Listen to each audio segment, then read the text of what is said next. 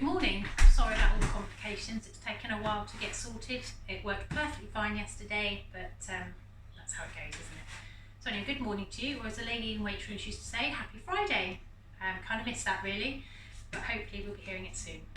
So Will asked me in the week whether I would be happy to do something sort of live. Obviously it's not working, so I've recorded it now and posted it out to you. Using store ingredients to come up with something that you could make at home during these times. The best thing I could think of was scones, because there's very few ingredients, but you can really change and alter and make them your own really by adding different things. You create fruit scones, apple scones, and my favourite, which are cheese. So first things first, you want to preheat your oven to 200 degrees, so with a nice hot oven going, and want to line a baking sheet with a piece of greaseproof or parchment, nice flat tray. So have that ready. It just saves rushing around later trying to get things sorted. We're going to make plain scones this morning that you would have with your jam and cream, and obviously there's a discussion there whether you like to put your jam on first or your cream on first. We have that discussion in our house quite regularly. No one wins, but it depends who can get the most cream on their scone really. So the equipment you're going to need is very basic. All I use are the jam tart cutters, I call them, but they're the basic pastry cutters, set of 3 usually you get. If you don't have those, don't worry, you could always use a cup, so they'll work quite well as a cutter as well. So we're going to start by making the basic scone. It entails a few ingredients: flour, sugar, butter, natural yogurt and an egg. I use a little bit of milk as well. If you don't have the natural yogurt, Becky asked me yesterday what could you use instead, so just substitute the natural yogurt for 70 millilitres of milk and pop half a teaspoon of baking powder into your self-raising flour. The reason for this is the natural yogurt, the acidity activates with the bicarbonate of soda in the flour already that you have, which creates nice light fluffy baked goods, so it acts as a raising agent really. So if you don't have that, don't worry, pop 70 ml of milk in and half a teaspoon of baking powder. So in my bowl I have 250 grams of self-raising flour. I'm going to add to that 50 grams of caster sugar. I'm just going to give that a little mix to make sure it's all mixed in and incorporated. And now to this, I'm going to have 50 grams of, I use unsalted butter in my sweet scones, or I use salted in the cheese ones because I quite like the salt in the cheese. It all works quite well. But if you don't have salted or unsalted, it really doesn't matter at the end of the day. It's just preference. So I've just rolled the butter in the flour, so I can cut that into small cubes. You just want to dice it up, just makes it a bit easier. Now we're going to use the rubbing in method, where we're going to mix the butter into the flour and the sugar. So the best way I can describe this is if you're in a restaurant and you ask for the bill, when you go like this to the waiter, that's the action you want to be doing. You want to be rubbing your thumb over your fingers. You want to be using your fingers as a spade underneath the flour to lift it up, and then you want to rub that flour into the fat. So this way you're going to break down the fat with the flour, and you're looking to get a texture which looks like rubble. So you don't have any lumps of butter left in it, but just a bit soily really. So this is the stage after you've rubbed the flour and the butter together.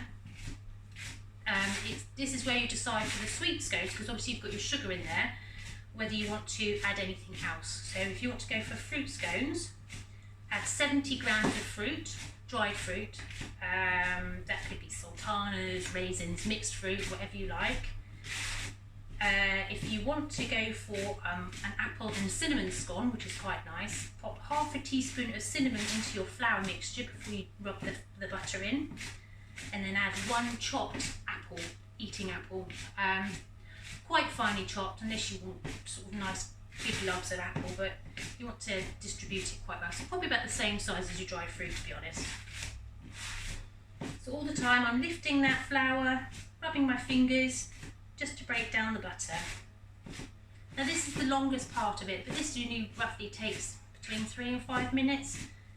So these are super quick to make and super easy, and there's nothing quite nice than a nice fresh scone from the oven. The reason I started making, I mean I've made these before, but the reason I started making them lately is my daughter loves, they've got a tea room close to us in the forest, and she likes going out there on a Saturday for a cream tea. And obviously she was a bit distraught when they all closed down, so we had to resort to plan B, and that's getting cooking in the kitchen. So we're here today, we're in my cake studio today.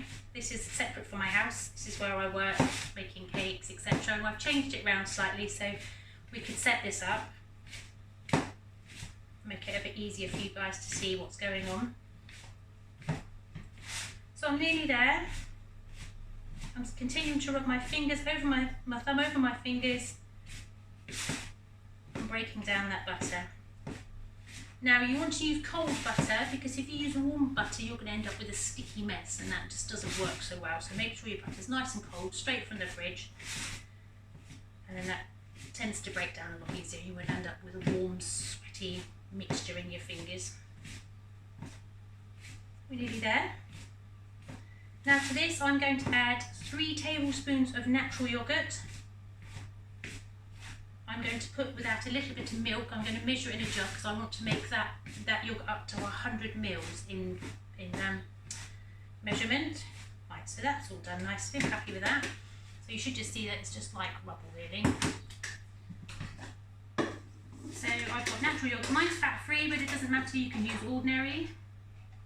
Probably best not to go for the flavoured brand unless you want to really change things up. So 3 tablespoons of natural yoghurt. I'm just going to make that up to 100 ml, so it's just a splash of milk really. And then to that I'm going to add 1 egg.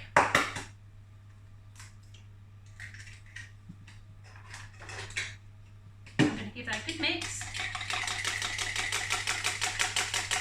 Mix together the milk and the egg so it's nice. It will sort of curdle slightly, but it doesn't matter, it's just going to go into the middle of your flour mixture. So pop that in. And then we're just going to bring that all together, so give that a good mix. You want to create a nice dough. It will be a little bit sticky, but you don't want it too wet. If it's really wet then pop a little bit of flour, extra flour, but try not to use too much, otherwise you're going to really dry your scones out. So bring that together as much as you can in the bowl.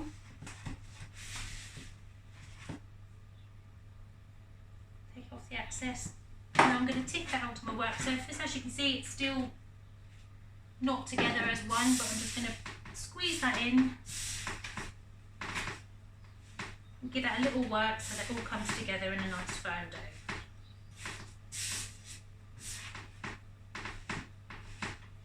So if you want to make these savoury, then when you're first starting, pop your flour in your bowl, don't add your sugar, but instead pop in half a teaspoon of mustard powder. Don't worry, it's not going to make it all hot and fiery. And then you want 50 grams of grated cheese, nice strong grated cheese. Right, we're nearly there. And then obviously you'll be at this stage when you've rubbed your butter in, added your yoghurt, still add your yoghurt and your flour and your milk and your egg. So now I've got enough on there for it to roll out. It shouldn't stick, but if it does stick, add a little bit of extra flour. So you want to gently roll your dough, so it's roughly about 3 centimetres thick.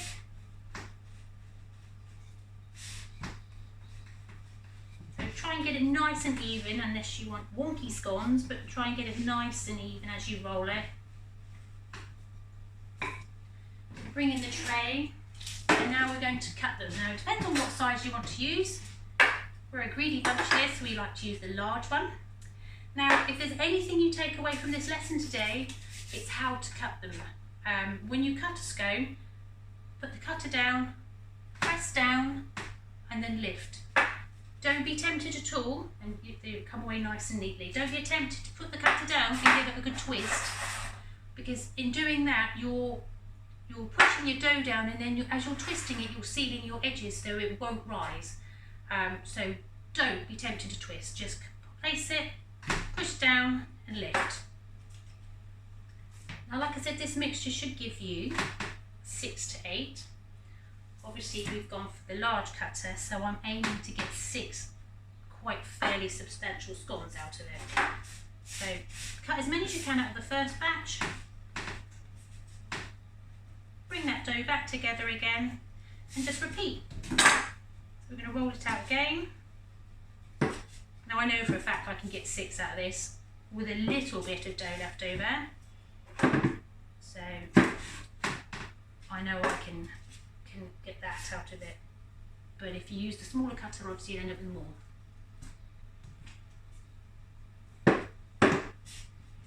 It doesn't mean to say that because they're smaller you can eat more.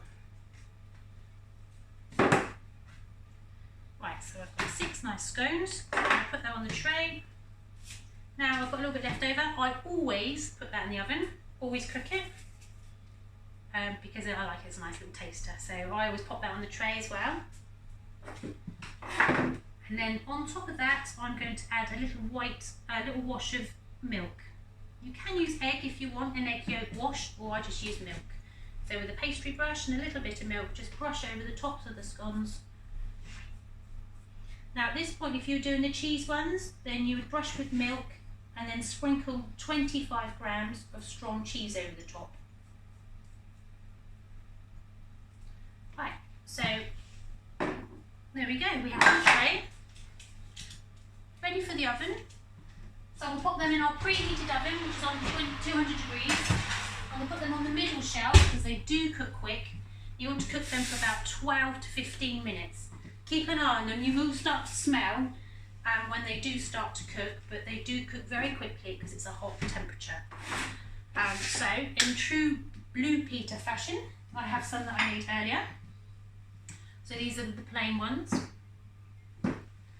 We have cheese. There's not a lot of difference between the presentation.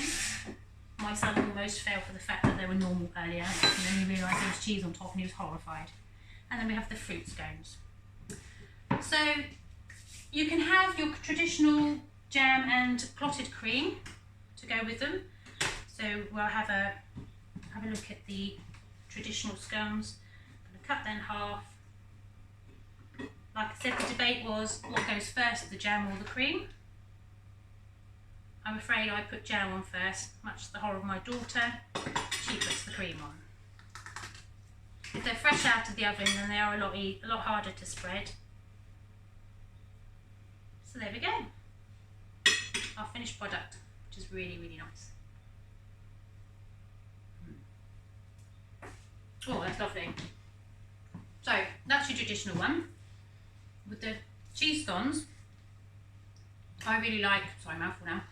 I really like Marmite and Philadelphia, but also one of my favourite things to make is onion marmalade. I don't know if you can see that very well. It looks like a brown mess, as my husband would call it, and he still can't get his head around the fact that it's onion and it's called marmalade, so he doesn't go anywhere near it. I think it's wonderful with cheese scones. So that's made with, in a saucepan, putting 2 tablespoons of olive oil and a tablespoon of butter. Bring that up so it's nice and hot, and then add 2 red onions thinly sliced. So you want to bring them to a bubble, lower the temperature down, and you want to caramelise them. So that will take about 10 minutes. To that you add 1/4 cup of sugar as it's caramelising, so you want to get a nice thick, not too wet but gloopy mess really. After about 10 minutes, add 1 cup of red wine and 1/4 cup of balsamic vinegar, and then continue to cook that for another 15 to 20 minutes. Add a little bit of salt at the end and let it cool because it will be very, very hot, and then you'll have this beautiful onion marmalade which goes fantastic with the cheese scones. So that's it. Have fun, enjoy playing around with the scones. Please show me what you come up with. I'd love to see what variations you come up with and how they turn out. And it's a great one to do with the kids as well, get them involved, get them getting their hands dirty, feeling the textures, and eating the final product. So that's it from me. I'm sorry about the live performance, and now it's recorded. Hopefully you could go back and keep checking, and see you soon. Thanks, bye.